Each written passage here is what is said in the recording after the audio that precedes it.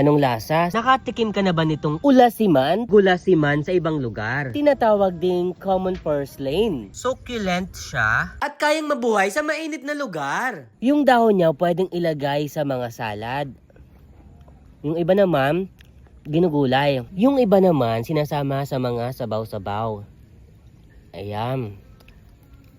Sa lugaw. Anong lasa? Citrusy na medyo salty. Honestly, nasarapan naman ako. Ito ay itinuturing na nutritious food at mayaman sa omega-3 fatty acids. Pero mayaman ito sa calcium oxalate ha, kaya wag mapaparami. Kaya sinasabi yung may problema sa kidney ay iwasan ang kumain nito o maparami nito.